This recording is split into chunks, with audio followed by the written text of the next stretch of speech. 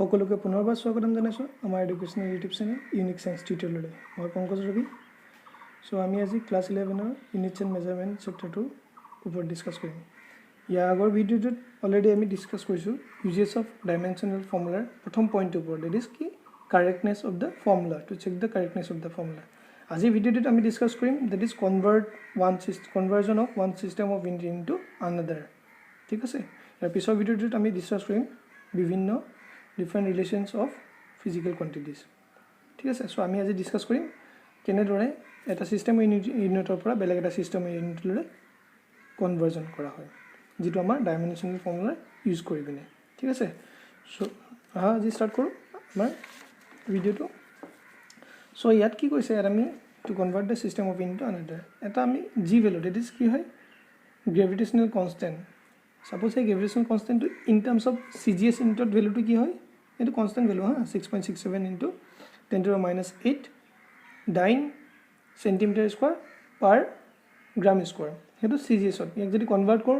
dyne upor ki hole jay convert korle newton na ta newton hol ki hobo newton meter square per kg square mane yar pora ami ki hole nibo lage yale convert koribo lage thik ase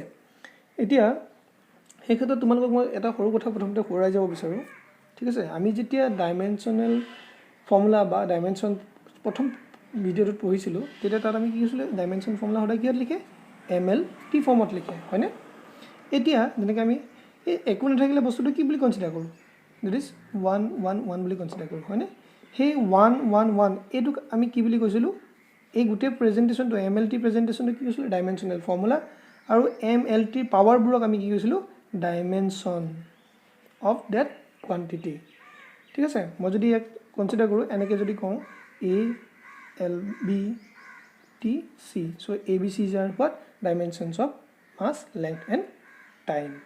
ঠিক আছে গতিকে a value যদি 1 হয় so আমি কি লিখব a = 1 যদি a value -1 হয় তাহলে কি লিখব পাৰো b = -1 তেনেদৰে ঠিক আছে পাৱাৰটো যি হয় হেতু আমাৰ কি হৈছে ডাইমেনশনস এটো সৰু কথাটো মই জাস্ট ঘূৰাই গৈছো সো আজি আমি এক্সাম্পলটো স্টাৰ্ট কৰো কেনেদৰে ডাইনৰ পৰা মানে CGS ইউনিটৰ পৰা SI ইউনিটলৈ কনভাৰ্ট কৰিম সো অলৰেডি আমি স্টেটমেন্টটো জানো দ্যাট ইজ কি F = gmm/r²। এটো অলৰেডি 9 তে পাই আছে তোমালোকে চিন্তা কৰিবলৈ কোনো কথা নাই ঠিক আছে এতিয়া আমি যদি g ৰ চাও তাৰ পৰা g ৰ কাৰণে যদি চাও কি হ'ব F_r²/mm হয়নে অলৰেডি ইয়াৰ ডাইমেনশন আমি উলিয়াইছো ঠিক আছে উঠে কোয়ান্টিটিৰ ডাইমেনশন উলিয়াই ল'ব লাগিব প্ৰথমতে ঠিক আছে যদি তোমালোকে পাহৰি গৈছে মই আকৌ এবাৰ কৈ দিছো ফোৰ্স কি KG metre per second square r square ডিসটেন্সৰ স্কয়াৰ মানে কি মিটাৰ স্কয়াৰ মাস কি কেজি আকৌ কি কেজি প্ৰত্যেকটোতে মই কৰি নিদু কিন্তু দেই এটো জাস্ট এবাৰ প্ৰথম কাৰণে কৰি দিছো সো কেজি কি হ'ব কেজি স্কয়াৰ এটো কি হ'ব কেজি এটা আছে মাস কি হ'ব m কিউব এটো কি s - মানে ফাইনাল এক্সপ্ৰেছনটো কি হ'ব তোমাৰ kg to the -1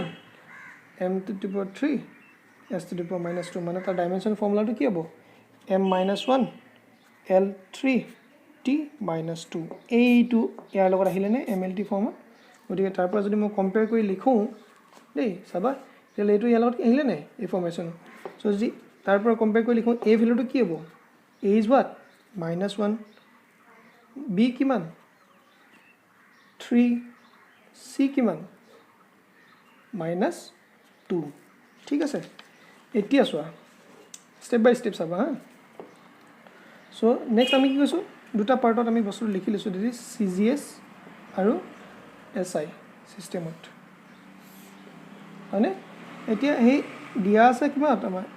CGS into দিয়া আছে সো ধৰিছো মই n1 ভ্যালুটো কিমান আছিল 6.67 * 10⁻8 হয়নে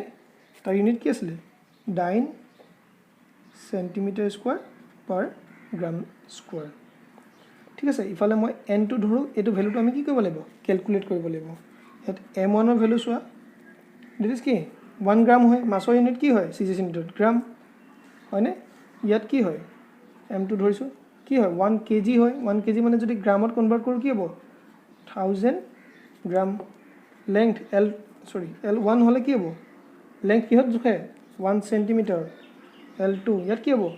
মিটাৰত 1 মিটাৰ মানে কিমান 100 সেন্টিমিটাৰ টাইম t1 ইয়াত কি কয় 1 সেকেন্ড ইয়াতো কি হ'ব টাইম t2 কি হ'ব 1 সেকেন্ডে সেকেন্ডটো সেকেন্ডে থাকে হয়নে এতিয়া আমি কি কৰো এটা ফৰ্মুলা পাম এই ফৰ্মুলাটো তোমালোকে মনতে ৰাখি লবা দিস যেটো কোয়ান্টিটি উলিয়াব দিছো এটো কি হ'ব 1 ওপৰত হ'ব n2 by n1 is equal to কি হয় m1 by m2 power a similarly l1 by l2 power b into t1 by t2 power কি হ'ব c ঠিক আছে এতিয়া আমি কি কৰো এই ভ্যালুজখিনি আমি ইয়াত পুট কৰি দিও তেতিয়া পুট কৰি দিলে কি হ'ব সোৱা ইজিকেল হ'ব হা এই ভ্যালুজখিনি যদি আমি ইয়াত পুট কৰো ফৰ্মুলাটো সো তেতিয়ালে কি পাম n2 ইফালে যদি লৈ যাও n2 equal n1 into m1 এর ভ্যালু কিমান 1 m2 ভ্যালু কিমান 1000 পাওয়ার কিমান a এর ভ্যালু কিমান আছিল উপর -1 b কিমান 3 আৰু c কি -2 সো যদি ইয়াত পুট কৰি দিও ইয়াৰ কি হ'ব a ভ্যালু ঠিক আছে a ভ্যালু কিমান আহিব -1 l1 এর ভ্যালু কিমান চাই লোৱা 1 l2 কিমান 100 পাওয়াৰ কি 3 তো ইনটু দিব পাৰা তোমালোকে নেক্সট t1 মানে কি 1 by 1 আৰু কি c ভ্যালু কিমান আছিল -2 এটা যদি n1 এৰ ভ্যালু পুট কৰি দিও কিমান আছিল 6.67 into 10 power -8 হয় ইনটু এটো উপলে গলে কি হ'ব 1000 উপর 10 টু কি হয় 3 10 টু 3 উপলে গলে -3 আকৌ -1 into 10 টু কি 2 উপলে গলে কি -2 উপর গলে কি কিউব 1 এটো গুটেটো ভ্যালুটো কি হ'ব 1 সো সাউ যদি 6 পইণ্ট কিমান হ'ব 6.67 into 10 power -8 এক যদি সাউ -1 মানে কি মাইনাস এটো 6 -6 হ'ব এটো কি হ'ব 3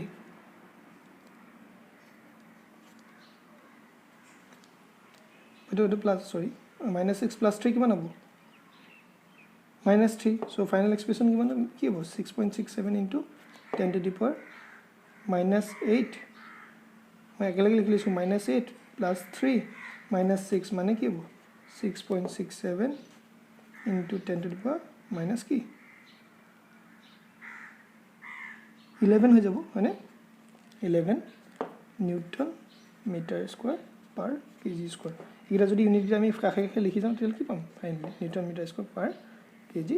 স্কয়াৰ সো এটো আমি কি কৰিলো ডাইনৰ পৰা কেনেদৰে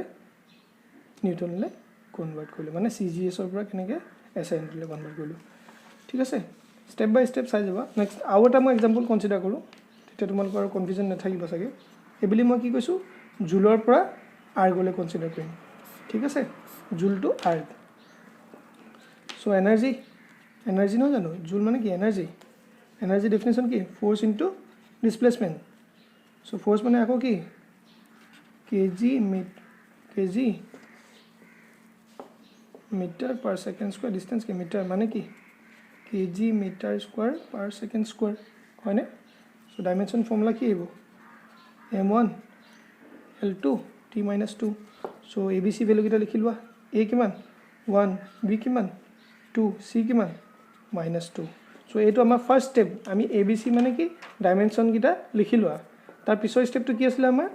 cgs আৰু si টো লিখিলে এবলি কি কম জুলটো কি হয় si ইউনিট সো si ইউনিটৰ পৰা কি হলে নিব লাগিব cgs সো এবলি si ইউনিটটো আমি লিখিলাম আৰু ইফালে কি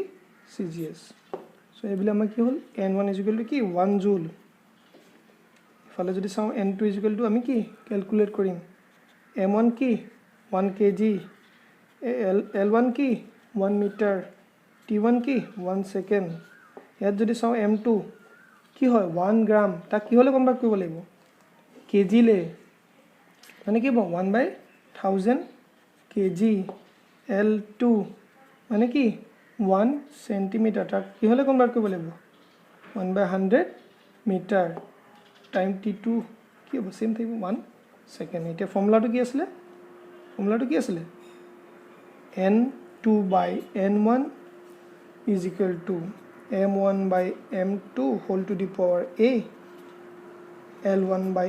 l2 whole to the power b t1 by t2 whole to the power c abc value already জানো কিমান 1 2 -2 নহয় আৰু n1 টো যদি ফালে লিখো n1 ৰ ভ্যালুটো n1 ইনটু কি হ'ব মই যদি ইফালে লিখি দিওঁ m1 ৰ ভ্যালু হয় 1 that divided by 1 by কি 1000 পাৱাৰ কি এই ভ্যালু 1 আছিল হা l1 ৰ ভ্যালু কিমান 1 1 divided by কি 1 by 100 পাৱাৰ কি b value 2 t1 by t2 মানে এখিনি কি 1 by 1 পাৱাৰ কি আছিল -2 ঠিক আছে সো যদি কনসিডাৰ কৰো সো n1 আমি ধৰি লৈছো কি 1 মানে n1 কি আছিল 1 সো এই ক্ষেত্ৰত যদি ওপৰলৈ গুচি যায় কি 1000 টু পাৱাৰ 1 হ'ব ইনটু কি 100 টু পাৱাৰ 2 হ'ব ইনটু কি 1 হলে কলে ইনটু কি হ'ব সবটো 1 হৈ যাব হয়নে সো কি হ'ব 10 টু পাৱাৰ 3 আৰু কি হ'ব 10 টু পাৱাৰ 2 হলে 4 হ'ব মানে ফাইনালি কিমান হ'ব 10 টু দি পাৱাৰ 7 কি হ'ব আৰু সো n টু ভ্যালু কি হ'ব সো 1 জুল ইকুৱেল টু কি পালো সিম্পলি 10 টু পাৱাৰ 7 হয়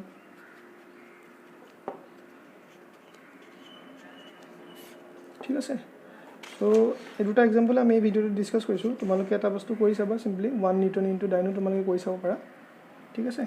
সো আমি আজি ডিসকাস কৰিলো that is uses of dimensional formula second part to that is conversion of system unit to another unit ইয়াৰ পিছৰ ভিডিওটো আমি ডিসকাস কৰিম derivation of relationship amongst different physical quantities যত আমি যেনেকৈ ফিজিক্যাল ডাইমেনটো কেনেকৈ আহিছে তো ডিৰাইভ কৰিম বা t twice by under of l by g কেনেদৰে আহিছে তো ডিৰাইভ কৰিম আৰু যিসকলে মোৰ আগৰ ভিডিওটো চোৱা নাই সেইখিনি কাইণ্ডলি চালিব মই লিংকটো ডেসক্ৰিপচনত দি থৈছো সো দ্যাট ইজ কি আছে তাত ডিসকাস কৰিছিলো আমি check the correctness of the formula of an equation so যদি তোমালোকে through out in every steps গৈছা so that means এই দুটা আমি ডিসকাস কৰিলো এক্সাম্পল পাৰপাছত বহুত দৰকাৰী হয় so কাইণ্ডলি তোমালোকে ভালদৰে চাই যাবা আৰু পাৰিলে এখন কপি আৰু পেন লৈ পিনে এইবোৰ সদায় চাবা তেতিয়া সুবিধা হয় ঠিক আছে সো আজি ভিডিওটো আমি এটা সামৰণি মাৰিছো ঠিক আছে কাইণ্ডলি আমাৰ চেনেলটো সাবস্ক্ৰাইব কৰিবা আৰু ফ্ৰেণ্ড সাৰ্কেলৰ মাজত যিমান পাৰা শ্বেয়াৰ কৰিবা যাতে আগলৈকে আমি ভিডিওবোৰ যিবোৰ দিও তোমালোকে পাই থাকা সো ইউনিক সায়েন্স টিউটৰৰ পৰা তোমালোকক ধন্যবাদ জনাইছো